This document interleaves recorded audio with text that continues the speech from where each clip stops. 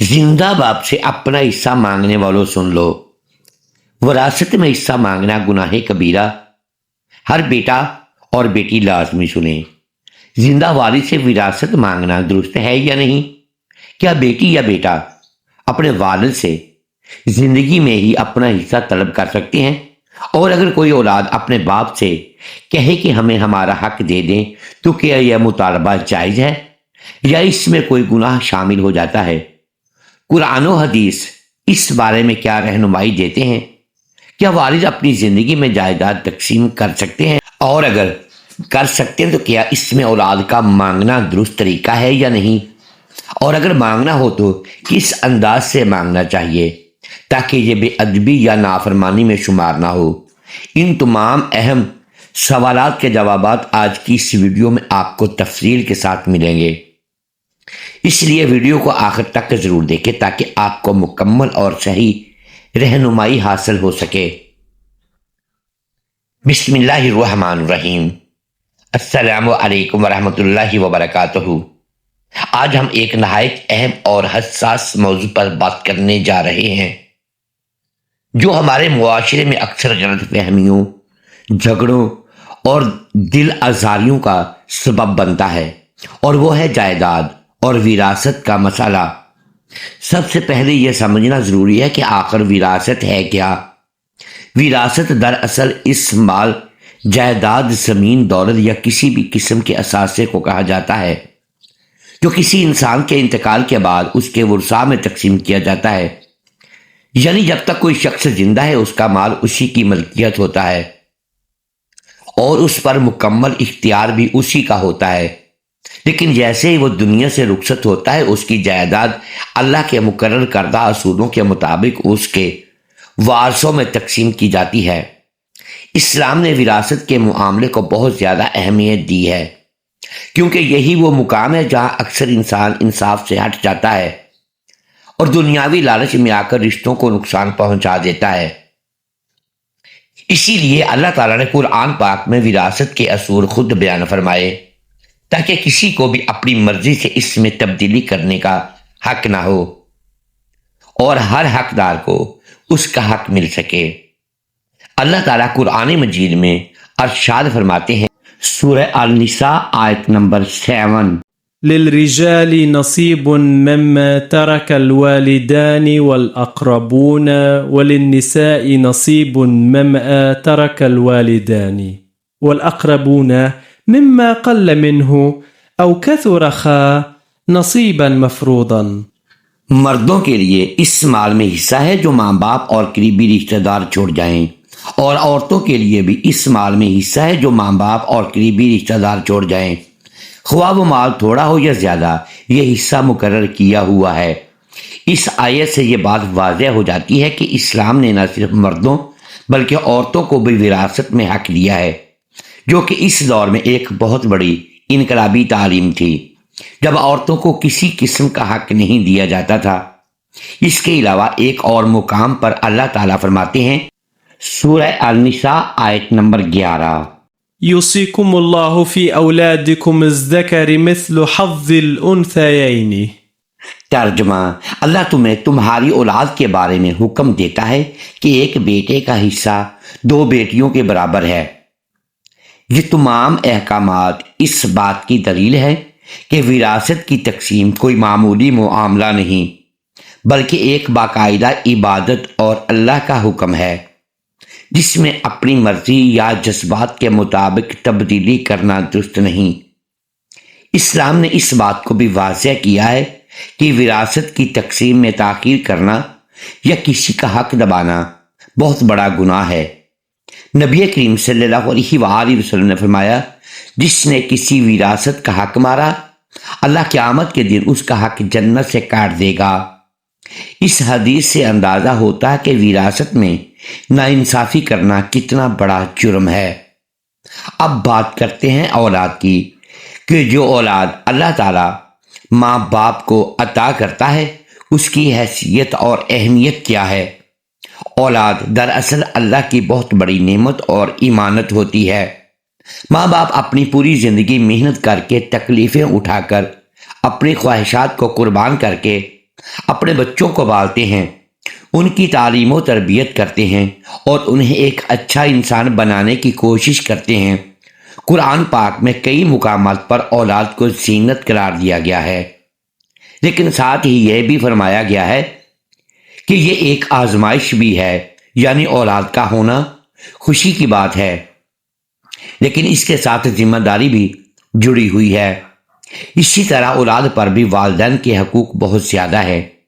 نبی کریم صلی اللہ علیہ وآلہ وسلم نے فرمایا جنت ماں کے قدموں کے نیچے ہے، اور ایک اور حدیث میں فرمایا باپ جنت کے دروازوں میں سے بہترین دروازہ ہے۔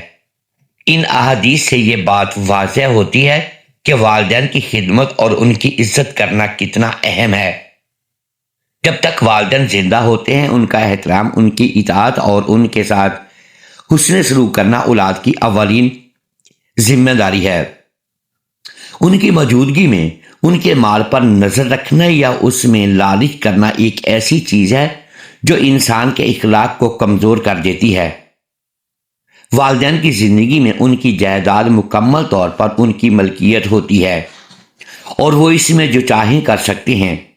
اگر وہ چاہیں تو اپنی اولاد کو کچھ دے سکتے ہیں، چاہیں تو نہ دے، یہ ان کا اختیار ہے۔ البتہ اسلام یہ تعلیم دیتا ہے کہ اگر والد اپنی زندگی میں کچھ تقسیم کرے تو انصاف کے ساتھ کریں اور تمام اولاد کے ساتھ برابر سلوک کریں۔ نبی کریم صلی اللہ علیہ وآلہ وسلم نے فرمایا اپنی اولاد کے درمیان انصاف کرو۔ اس حدیث سے یہ بات واضح ہوتی ہے کہ اگر والد اپنی زندگی میں کچھ دینا چاہے تو انہیں کسی ایک کو زیادہ اور دوسرے کو کم نہیں دینا چاہیے، بلکہ انصاف کو مد نظر رکھنا چاہیے۔ اب یہاں ایک اہم نقطہ سمجھنے کی ضرورت ہے کہ والدین کی زندگی میں اولاد کا رویہ کیسا ہونا چاہیے۔ اولاد کا چاہیے کہ وہ اپنے والدین کے مال کو اپنی ملکیت نہ سمجھے، بلکہ اسے والدین کی امانت سمجھے، کیونکہ حقیقت یہی ہے کہ جب تک والد زندہ ہیں جائیداد انہی کی ہے اور اولاد کا اس میں کوئی لازمی حصہ نہیں بنتا۔ اگر اولاد اس بات کو سمجھ لے تو بہت سے جھگڑے خود بخود ختم ہو سکتے ہیں، لیکن افسوس کے ساتھ کہنا پڑتا ہے کہ آج کے دور میں اکثر لوگ اس معاملے میں جلد بازی اور لالچ کا شکار ہو جاتے ہیں اور والدین کی زندگی میں ہی وراثت کا مطالبہ کرنے لگتے ہیں۔ اب بات کرتے ہیں اس اولاد کے بارے میں جو اپنے والدین سے اپنا حصہ مانگتی ہے، یعنی جائیداد یا وراثت میں سے اپنا حق طلب کرتی ہے۔ اسلام اس بارے میں کیا کہتا ہے؟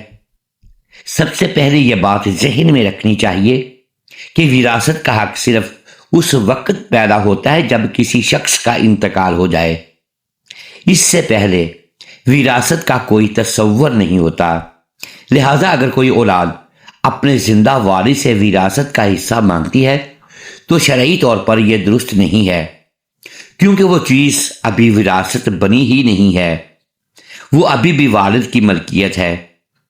البتہ اگر اولاد ادب اور احترام کے ساتھ اپنے والد سے کسی مالی مدد کی درخواست کرے یا کسی ضرورت کے تحت کچھ مانگے تو یہ ایک الگ بات ہے، لیکن اسے وراثت کا حق سمجھ کر مانگنا درست نہیں۔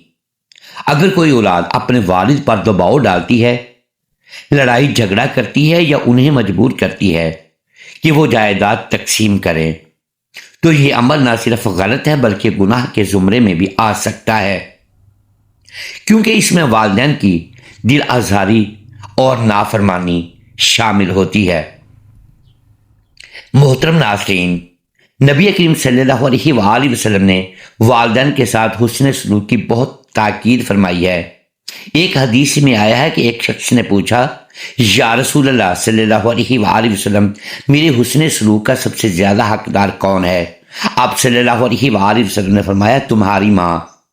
اس نے دوبارہ پوچھا پھر کون؟ آپ صلی اللہ علیہ وآلہ وسلم نے فرمایا تمہاری ماں۔ اس نے تیسری بار پوچھا پھر کون؟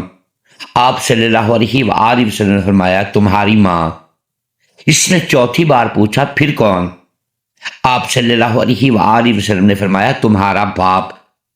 اس حدیث سے معلوم ہوتا ہے کہ والدین کا مقام کتنا بلند ہے اور ان کے ساتھ بدتمیزی یا ان پر دباؤ ڈالنا کتنا بڑا غلط عمل ہو سکتا ہے۔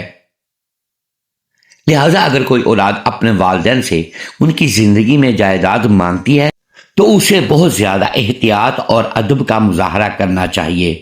اگر والد خود اپنی خوشی سے کچھ دینا چاہیں تو یہ ان کا اختیار ہے اور وہ اسے بطور ہبہ یا تحفہ دے سکتے ہیں، نہ کہ وراثت کے طور پر، اور اگر وہ نہ دینا چاہیں تو اولاد کو اس پر صبر کرنا چاہیے اور دل میں کوئی برا خیال نہیں لانا چاہیے۔ آخر میں یہی کہا جا سکتا ہے کہ اسلام نے وراثت کے معاملے کو نہایت خوبصورتی اور انصاف کے ساتھ بیان کیا ہے، لیکن اس کے ساتھ ساتھ والدین کے حقوق کو بھی بہت زیادہ اہمیت دی ہے۔ اگر ہم ان دونوں چیزوں کے درمیان توازن قائم کر لیں تو نہ صرف ہمارے گھروں میں سکون آئے گا بلکہ ہم اللہ کی رضا بھی حاصل کر سکیں گے۔ محترم ناظرین، اللہ تبارک و تعالی ہمیں نیک اولاد بننے کی توفیق عطا فرمائے، ہمارے دلوں میں والدین کے لیے محبت، احترام اور فرما برداری پیدا فرمائے اور ہمیں اپنے ماں باپ کی خدمت کرنے، ان کی عزت کرنے اور ان کا خیال رکھنے کی طاقت دے۔ اے رب العزت، ان تمام بچوں کے لیے خاص دعا کرتے ہیں جن کے والدین زندہ ہیں کہ وہ اپنی زندگی میں اپنے والدین کی خدمت کریں، ان کا حق ادا کریں، ان کے ساتھ حسن سلوک کریں اور ان کی رضا کو ہمیشہ مقدم رکھیں۔ اور جن بچوں کے والدین اس دنیا سے رخصت ہو چکے ہیں ان کے لیے رحمت اور مغفرت کی دعا قبول فرما اور ان کے درجات بلند فرما، ان کی یاد میں صدقہ جاریہ قبول فرما تاکہ ان کی روحوں کو سکون اور راحت ملے۔ اے اللہ، ہمیں اور ہماری اولاد کو والدین کی خوشنودی حاصل کرنے کی توفیق عطا فرما اور ہمارے گھروں کو رحمت، سکون اور محبت سے بھر دے۔ پیارے ناظرین، یہ ویڈیو بہت ہی معلوماتی اور اہم ہے اور یہ ہر گھر تک پہنچنی چاہیے، ہر بیٹے اور ہر بیٹی تک، تاکہ ہر شخص کو والدین کے حقوق، وراثت کے اصول اور خدمت اولیاء کی اہمیت کے بارے میں صحیح علم حاصل ہو۔ اس لیے آپ سب سے گزارش ہے کہ اس ویڈیو کو لائک کریں اور دوسروں تک شیئر ضرور کریں تاکہ آپ کی وجہ سے کسی دوسرے کی زندگی میں یہ نیکی پہنچ جائے، آپ کو بہت زیادہ ثواب ملے۔ اس ویڈیو کو دیکھنے اور دوسروں تک پہنچانے سے نہ صرف علم کی روشنی پھیلتی ہے بلکہ اللہ تعالیٰ کی محبت اور اجر بھی حاصل ہوتا ہے۔